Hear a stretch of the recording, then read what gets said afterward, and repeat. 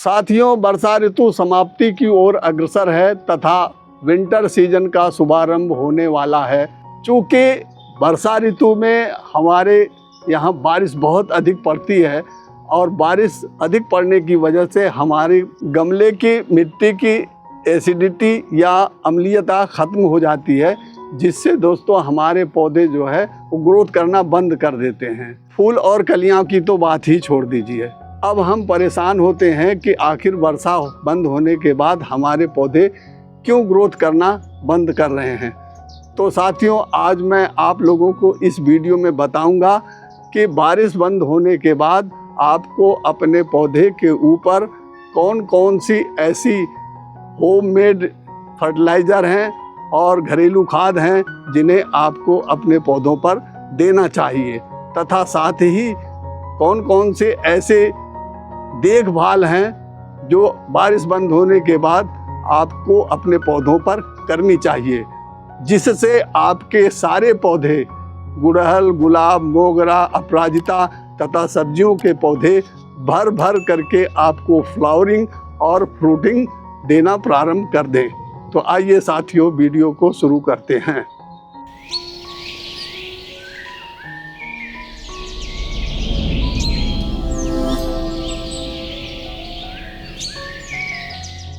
प्रिय मित्रों, नमस्कार। आप सभी का मेरे हरे भरे आरबी गार्डन में एक बार फिर से स्वागत है। साथियों, खाद बनाने और देने से पूर्व आइए सबसे पहले हम जान लेते हैं कि हमारे गुलाब, गुड़हल, मोगरा तथा सब्जियों के ऊपर हमें कौन कौन से ऐसे कार्य तथा देखभाल करनी है जिससे हमारे ये पौधे दिन दूनी रात चौगुनी ग्रोथ करें। तो आइए दोस्तों, सर्वप्रथम हम इसकी देखभाल के बारे में बात करते हैं। पॉइंट नंबर 1, साथियों, बारिश के मौसम में ढेर सारी बारिश होती है, जिससे हमारे गमले की मिट्टी जो है बारिश के कारण ऊपर से नीचे की तरफ धंस जाती है, बैठ जाती है। और बैठ जाने की वजह से जैसे ही धूप निकलती है तो फिर यह मिट्टी इतनी ज़्यादा सख्त हो जाती है। देखिए, इस तरीके से कोड़ने के बाद भी ये मिट्टी निकल रही है, तो इतनी ज़्यादा ये देखिए सख्त हो जाती है।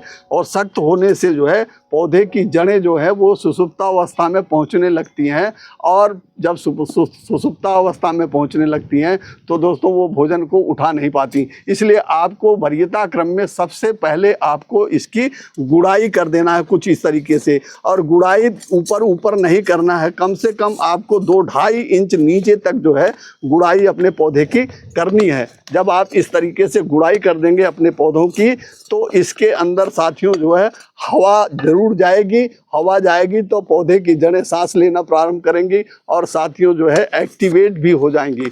और जब एक्टिवेट हो जाएंगी और इसके बाद जब हम इसमें पानी देंगे तो दोस्तों जो पौधों की जड़ों में जाइलम होता है वह एक्टिवेट हो जाता है, और पानी के साथ फिर यह जाइलम जड़ों का अपने साथ मिनरल्स तथा दोस्तों पोषक तत्वों को पौधों के सभी भागों में पहुंचा देता है, जिससे पौधा फिर हरा भरा और घना हो जाता है। पॉइंट नंबर 2, साथियों, जब बारिश बंद होती है तो ऐसे में फिर धूप बहुत तेज़ निकलती है और हमारे जो पौधे हैं उनकी पत्तियां पीली पड़ करके और गलने लगती हैं, और गल जाने की वजह से जो है वो पौधों की जड़ों में पहुंचती हैं और फिर फंगस लगने का खतरा होता है। जैसे देखिए, ये फूल है, ये इस तरीके से अगर आपने नहीं तोड़ा इसको तो वो इस तरीके से ऐसे जम करके जो है ऐसी पोजीशन में आ जाते हैं, और यही दोस्तों ये इस गमले के अंदर आ जाते हैं, जिसकी वजह से फंगस गमले की मिट्टी में लग जाता है। तो आपको इस तरीका का ध्यान रखना है कि ऐसी कोई चीज़ जो है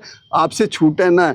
और इसके उपचार के लिए फिर आपको दोस्तों पत्तियां तो इस तरीके से तोड़ करके अलग कर ही देना है। इस तरीके से इसको तोड़ करके अलग करने के साथ ही आपको इस तरीके से आधा लीटर पानी लेना है, और इसके अंदर साथियों इस नीम ऑयल को जो है करीब 8-10 बूंदे जो है मिला करके और साफ फंगिसाइड के साथ इस तरह से घोल बना लेंगे और अपने स्प्रेयर में भर लेंगे। और भरने के बाद साथियों फिर आप अपने पौधे के ऊपर, सभी पौधों के ऊपर जो है इस तरीके से छिड़काव कर देंगे अच्छा फोर्स के साथ, और साथियों फिर आपका पौधा जो है निरोग हो जाएगा। और थोड़ा बहुत आप इसकी जड़ में भी इस तरीके से डाल सकते हैं।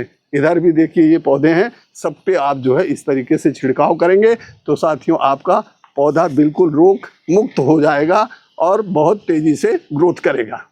पॉइंट नंबर 3 साथियों, जब आप अपने गमले की गुड़ाई कर लेंगे और ये सब काम कर लेंगे तो इसके बाद आपको महीने में एक बार कोई ना कोई सॉलिड फर्टिलाइज़र आपको अपने पौधे को देना है। उसमें आप वर्मी कंपोस्ट दे सकते हैं, उसमें आप किचन कंपोस्ट बना करके दे सकते हैं, या गोबर की सड़ी हुई खाद दे तो सबसे बढ़िया। और दोस्तों, आपको अगर कुछ भी नहीं है तो आपके पास यूज की हुई चाय की पत्ती भी है, तो आप उसे भी अपने इस पौधे को दे सकते हैं। जिस तरीके से देखिए, ये हमारे पास यूज की हुई चाय की पत्ती है और इसके अंदर साथियों जो है कोई भी चीनी इत्यादि नहीं है। हमने सुखा करके इसको बहुत अच्छे ढंग से धो रखा है। तो अब हम साथियों जो है इसको पौधे में डालेंगे। और कितना डालेंगे साथियों, इसको जो है करीब करीब, ये हमारा चम्मच थोड़ा बड़ा है, 3 से 4 चम्मच तक आपको डाल देना है। और डालने के बाद दोस्तों इसकी थोड़ी सी आपको कुड़ाई इस तरीके से कर देना ताकि ये मिट्टी में बराबर हर जगह चली जाए, मिल जाए।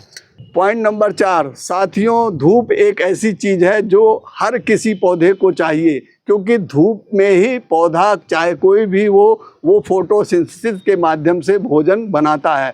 तो कोई भी पौधा आपका है उसे आप कोशिश करिए कि ज़्यादा से ज़्यादा धूप दिखाइए ताकि भोजन अच्छा बने और पौधा फिर ग्रोथ करे। पॉइंट नंबर 5, आइए साथियों अब हम उस पावरफुल होममेड फर्टिलाइज़र को बना लेते हैं जिसे हम अपने पौधों को इस समय बारिश के बाद देंगे। तो साथियों, उसके लिए आपको एक इस तरीके से 2 लीटर की बोतल लेना है और यह एयर टाइट होनी चाहिए, इसका ध्यान रखिएगा। और इसमें 1 लीटर पानी हम मिला देंगे। 1 लीटर पानी मिलाने के बाद साथियों, आपके घर में इस तरह से नींबू यूज ज़रूर होता होगा, और जब नींबू यूज होता होगा तो दोस्तों इसका जो है वेस्ट भी इस तरीके से आपके घर में निकलता होगा। तो आप इस तरीके से वेस्ट को जो है ले लीजिएगा। इसे लोग वेस्ट समझ करके अक्सर फेंक देते हैं, इसका कोई यूज नहीं करते, जबकि साथियों ये बहुत ही कीमती चीज़ है पौधों के लिए। इसके अंदर इतने पोषक तत्व हैं कि कहना ही क्या। इसके अंदर NPK है साथियों, और इसके अंदर जो है कैल्शियम है, मैग्नीशियम है, सल्फ़र है साथियों, और सबसे बड़ी चीज़ है कि इसके अंदर सिट्रिक एसिड है। और सिट्रिक एसिड होने की वजह से यह हमारी मिट्टी की जो अम्लीयता ख़त्म हो गई थी वह ठीक हो जाएगी। तो दोस्तों, इसको इस तरीके से आप काट लीजिए छोटे छोटे पीसों में और फिर इसको इसके अंदर डाल दीजिए ऐसे। और इसके लिए कम से कम 2-3 नींबू के छिलके आपको डालने हैं। इस तरीके से देखिए, मैंने लगभग डाल दिया है।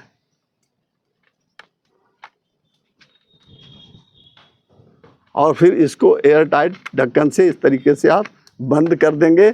और बंद करने के बाद साथियों, इसको जो है आप 4 दिन के लिए सेमी शेड एरिया में रख देंगे। तो चलिए दोस्तों, हम इसे सेमी शेड एरिया में रख देते हैं। साथियों, इस बोतल को हमें इस तरीके से, हमारे ये बड़े बड़े पेड़ हैं, इसके नीचे जो है डायरेक्ट सनलाइट आती नहीं है, छन उन करके आती थोड़ा बहुत। ये सेमी शेड एरिया हमारा सबसे अच्छा है और खुले में है दोस्तों। तो इस तरीके से आपको रख देना है और प्रतिदिन आप आकर के इसके ढक्कन को थोड़ा सा खोल करके इसके अंदर की हवा को निकालते रहना है। तो चलिए मिलते हैं चौथे दिन की अपडेट के साथ। दोस्तों, हमें 4 दिन हो गए हैं इस वीडियो में। साथियों, आइए अब हम देखते हैं कि हमारी खाद की क्या हालत है। ये देखिए दोस्तों, बहुत अच्छे ढंग से जो है इसके अंदर नींबू के जो पोषक तत्व हैं वो पानी के अंदर समाहित हो गए हैं। और दोस्तों, अब हम इसको जो है अपने पौधे पर यूज कर सकते हैं।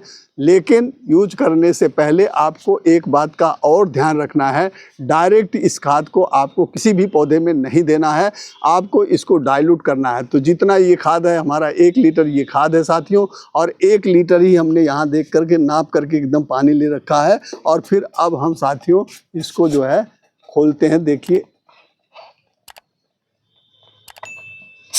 इस तरीके से, देखिए इसके अंदर गैस भी बन जाती है। तो साथियों, आपको फिर इस तरीके से खोल लेना है और खोल करके इसको छान लेना है।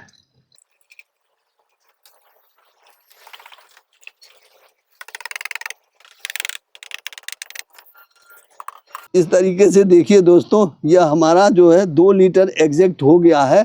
अब हम इस 2 लीटर को अपने विभिन्न पौधों में जो है इसका उपयोग करेंगे, इसको डालेंगे। तो चलिए दोस्तों, आपको अपने पौधे में इसको कैसे देना है और इसका पौधे के ऊपर प्रभाव क्या पड़ेगा, इसे भी आपके साथ शेयर करते हैं। तो साथियों देखिए, ये हमारा कद्दू का पौधा लगा हुआ है। अब हम इसमें जो है करीब 200 ml एक पौधे में और 200 ml दूसरे पौधे में इस तरीके से डाल देंगे।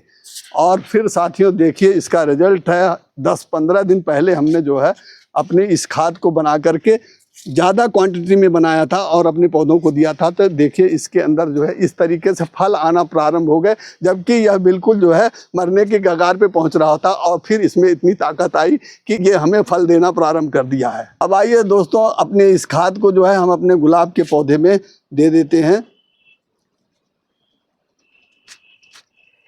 इस तरीके से आपको अपने गुलाब के जितने भी पौधे हैं उनमें आप डाल सकते हैं। अब हम इस खाद को जो है अपने मोगरा के पौधे पर डालते हैं। देखिए इसकी ग्रोथ रुकी हुई है साथियों।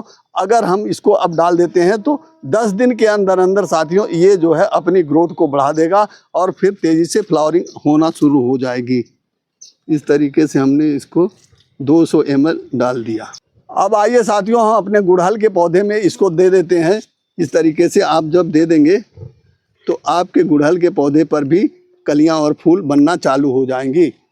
दोस्तों, इस वीडियो में मैंने जो आपको जानकारी दी देखभाल की, तथा साथियों जो खाद बना करके आपको बताया कि यह खाद आपको डालना है, अगर आप मेरे बताए अनुसार अपने पौधों पर ये काम करते हैं तो दोस्तों आपके पौधे पर भी मेरे पौधों की तरह से अच्छी ग्रोथ होगी। और फिर साथियों आपके पौधे जो कि ग्रोथ रोक करके बैठे थे, ग्रोथ हो जाएगी और उसमें कलियां और फूल भी बनना प्रारंभ हो जाएगा। और सब्जियों का पौधा है तो मैंने आपको रिजल्ट दिखाया है दोस्तों, उसके अंदर देखिए फल बनना स्टार्ट हो गए हैं। तो दोस्तों, अगर यह वीडियो यदि आपको जानकारी से भरी लगी तो दोस्तों मेरे इस वीडियो को लाइक करिए और चैनल को सब्सक्राइब करिए, अपने दोस्तों में वीडियो को शेयर करिए। मिलते हैं नेक्स्ट इन्फॉर्मेटिव वीडियो में, तब तक के लिए हैप्पी गार्डनिंग।